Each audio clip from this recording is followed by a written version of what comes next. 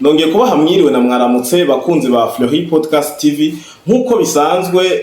ndabaramukije aho muherereye hose haba abari mu Burundi mu karere ka Afrika y'ubuseruko abari muri Afrika abari muri Amerika abari muri Oceania abari muri Europe n'abari muri Amerika abari muri Asia n'abakwiragiye imihingo ine y'isi ndabaramukije amahoro menshi cyane nkuko bisanzwe imbere ya kamera ni Fleury le Patriote wa musesanguzi wanyu umwe abaha amakuru yimbitse cyane gose hari amakuru menshi ariko arashikira ku muhora wa telefone ambarira Fleury wabonye iki gihugu cy'u Burundi gisa n'icyatewe wabonye iki gihugu cy'u Burundi cyatewe ndavuga ati ivyo mubikurahe baca bandungika ku mbuga zitandukanye aho harimo za mbuga za ba Pacifique za mbuga za bandi twita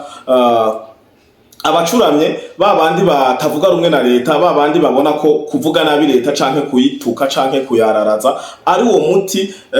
kumbure uzobashikana ku ntumbero yiwabo. Aya makuru nayo sayandi na makuru avuga ko igihugu cy'u Burundi atamutekano gifise aho ngo leta ya Canada na leta ya Pays-Bas vyatangaje bivuga ko igihugu cy'u Burundi atamutekano gifise bitangariza abene gihugu bavyo abava mu bihugu vya Canada abanyekanada nabo mu gihugu ca Pays-Bas ko bobangira canke ntibaze mu gihugu cy'u Burundi kumvo zuko igihugu cy'u Burundi kidatekanye abahama bakongera bakatangaza bavuga ati abanyekanada n'abanya Pays-Bas basanzwe baba mu gihugu cy'u Burundi mwicungere mugende mugavye surtout mu duce bace bagenda barapresiza bavuga ati mu gace ka Cibitoke Bubanza uza ibujumbura ngo ako karere ntigatekanye namba. Ibi rero ni ibintu bidatangaje cyane ku ruhande rumwe ariko biratangaje ku ruhande rwa diplomasi. Mpereye ku ruhande rwa ba Pacifique nini nahatswe izi ni nyungu kuri bo kuko baba bavuga ati reka turonke ivyo dukopya ivyo duterura dushikiriza abarundi tubereke ko bimwe twama tuvuga canke bimwe biko biravuga ko Burundi bushoye kuba bwotegwa canke Burundi bushoye kuba bwatewe canke Burundi bushoboye guhindurirwa indongozi mu biciye mu nzira y'amakimbiranire canke mu nzira y'intambara bishoboka canke byo byatanguye gushigwa mu ngiro. Aka nakaryo rero abantu aba Pacifique nini nahatswe warako yabipostinze ahantu habiri yapostinze kuri page yiwe apostinga kuri page ya Focode si Pacifique gusa hariho zirya za SOS Media hariho na ba Alexis Nduhije kakagikiwe kose bose basa nababi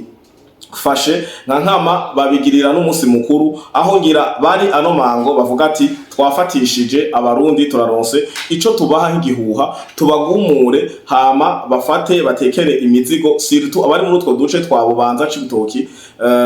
n'ahandi hegereye iyo micungararo. Aya makuru kuri urwo ruhande rwa Pacifique ni kwa kunirama nababwiye bajya intumbero yabo ni kudurumbanya umutekano mu gihugu cyacu ciza cy'u Burundi. Ngiye rero ntatevye ku bijanye na diplomasi ku bijanye n'ibi bihugu Canada na Pays-Bas ngomba ndababwira impamvu ibi bihugu biriko birakino no mukino ibi bihugu igituma vyoba vyatanguje ino ni je kubwanje ino ni nk'intambara kuko igihugu gifise amakenga canke gifise amakuru ko igihugu kigenzi cacu kigomba gutegwa ntigitangaza ntigisohora itangazo. Igihugu iyo kibanye neza canke kizi cyari cyo diplomasi nticihutira gutangaza ibintu nk'ibi ahubwo kiragenda kikarondera urwego rw'iperereza canke bakarondera izindi nzego zibijejwe z'umutekano mbere banashima bakanashikira umukuru w'igihugu w'ico gihugu boba bicura ko umutekano wacu ubangamiwe canke umutekano wacu wo bugiye kubangamirwa mu gihe baba bamenye umugambi w'ububisha canke boba bariko barabona umugambi w'ububisha uriko urarangurwa. Igitangaje rero ni iki cyo kuba Canada na Pays-Bas baciye bihutira kubipostinga bavuga ngo na mesure de sécurité basa nk'ukumengo bakubakeburira abi wabo kuko ndisiri n'ubu naho babaza bavuga ati twanditse kugira abiwacu babimenye mugabo habarimo tubiri boba banditse kugira abiwabo babimenye mugabo no kugira bagumure izina murundi rishoboye gusoma no kwandika bashoye kwa bakoresha imbuga nkoranyambaga kandi bimenye jewe nkaba mfise umushaha muto, nkaba mfise umutima utarinda, umutima utari rugabo, cambwira mama, nkabwira papa, nkabwira bibi, nkabwira sokuru, nkabwira umuryango wose wanje uri muri utwo duce, ukavuga ati burya hari amakuru mutaramenya hiyo mu Cibitoki ni Bubanza muherereye n'agace kamwe ka Bujumbura,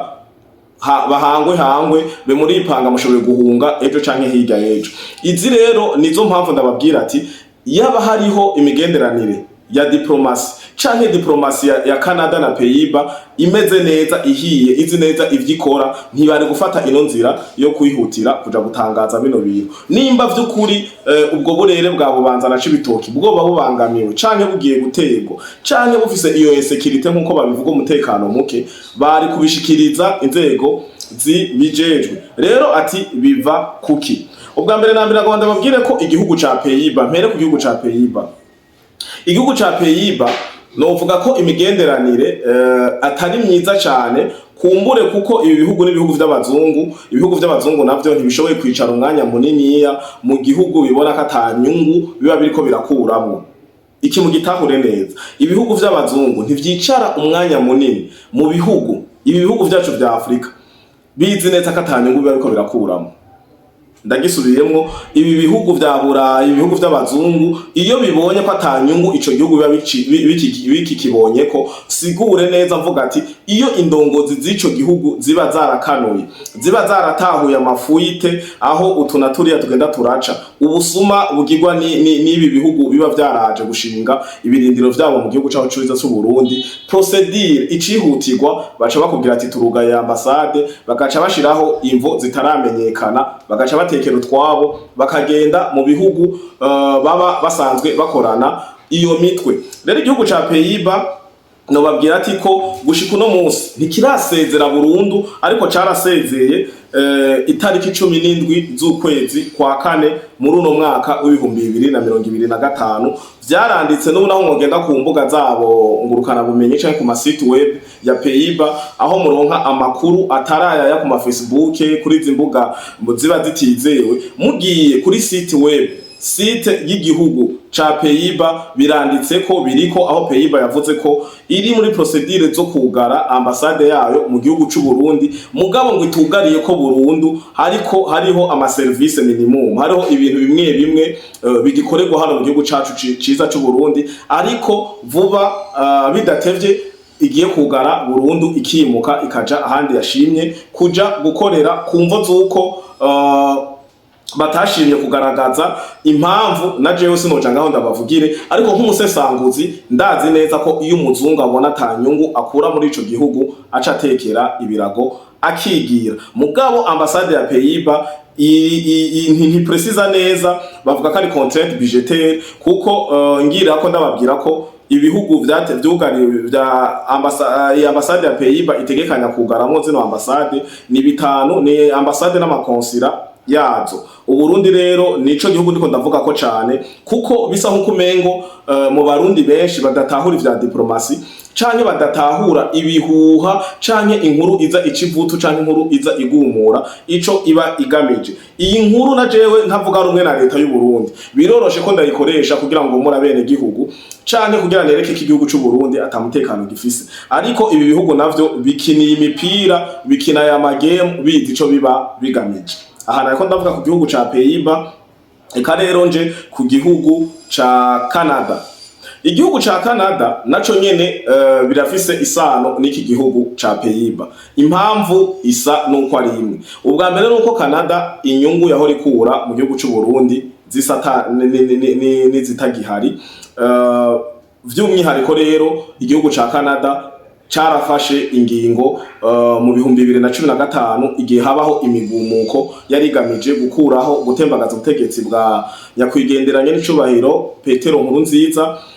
Igihugu ca Canada caciye kigenda kwifatanya na ba Pacifique, ba Alexis Nduhije, ba Godefroid Niyombare n'abajya bose kajya kagwe uko mukazi,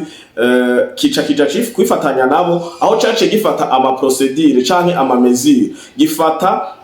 inzira zo kutagikorana na leta yacu y'u Burundi mu bice byinshi cyane bitandukanye, aho casigaye gikora mu gice kimwe citwa agateka kazina muntu.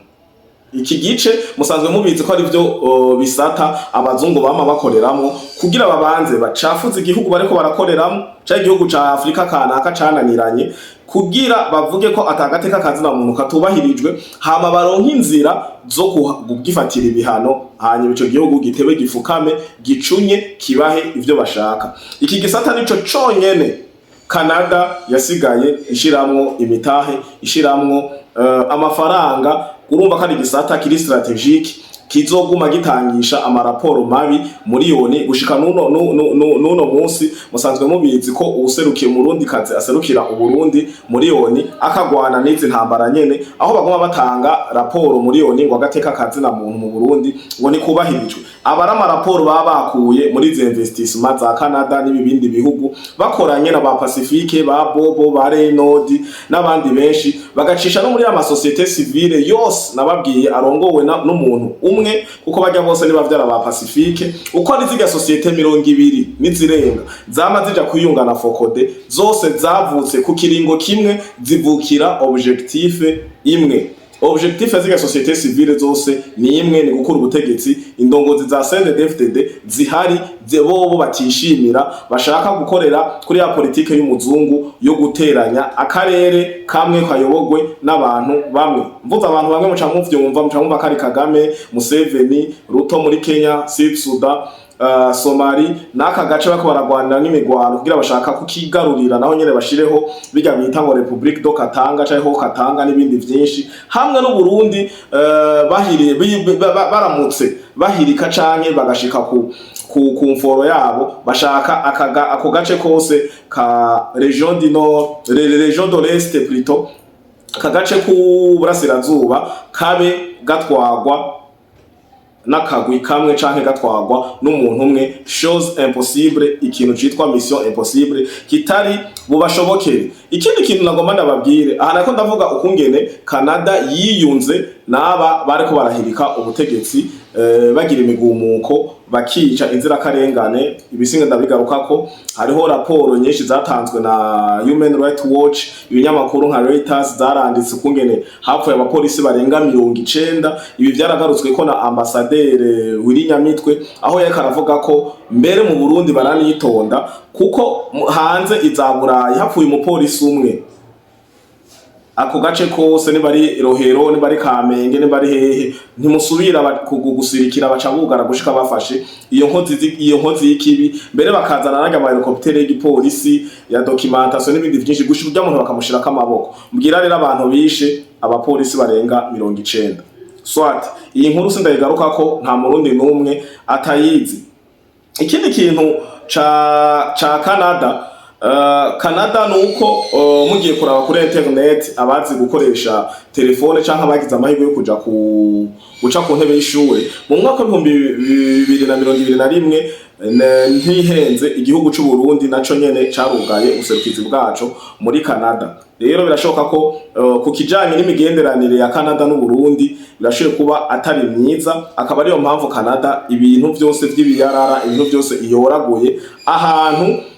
ica iza ikabibandeka ku gihugu c'u Burundi kugira bakomeze gutsindagira ya maraporo mabi bariko baratanga muri ONU. Ica gatatu novuga kuri Canada ni ikinyene nayo nyene yiyunze hamwe na Pays-Bas baza kwandika annonce de sécurité ku gihugu c'u Burundi aho bisa niko kugumura abene gihugu kugumura abarundi muri rusange. Kujya nyene nabivuze kuri Pays-Bas nta gihugu na kimwe c'umuzungu kiba kitagigufise ko inyungu kiguma iwawe, kica kirondera ivyitwazo kigaca cimuka kikigira mu gihugu basanzwe bumvikana igihugu no banita kare nka bradra yabo. Ndozorabe na kenshi iyo ambassade zugaye canke amakonsira avuye mu gihugu c'u Burundi aja mu Rwanda canke akaja muri Kenya. Aho naho musanzwe mwumva kare kantu kabo bakoze kugira akaze kanadurumbanya umutekano muri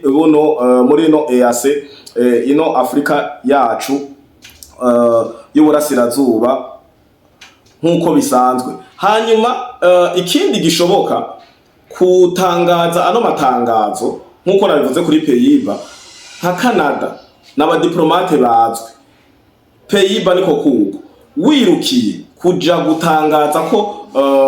vire muri Rohero atamutekano ntimuzosubire gusirikira ntimugire ukunuku ahubwo muraraba ukunuku n'abarundi cyangwa ati nta mutekano aho Canada ivuze uku natwe ntidusubireyo uri kuragumura abarundi muri rusange. Iyi rero procedure bafashe ni procedure ikwereka ko hari ikintu bagamije, uko procedure ya mbere ku gihugu ciyemera kandi igihugu kizi ivyo gikora kirondera inzego zibijejwe, inzego z'umutekano, kikarondera inzego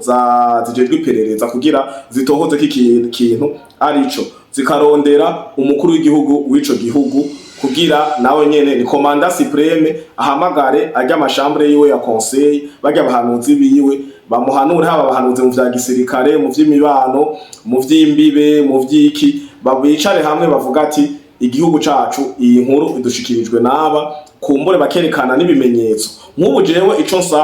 nsaba leta y'u Burundi yandikire ambasade ubuserukizi bwa Canada n'ubuserukizi bwa Pays-Bas aho buri hose, vyanse kibandikira aho bari muri kano gace, ivyandike muri ONU, ibwire ONU nkuko vyama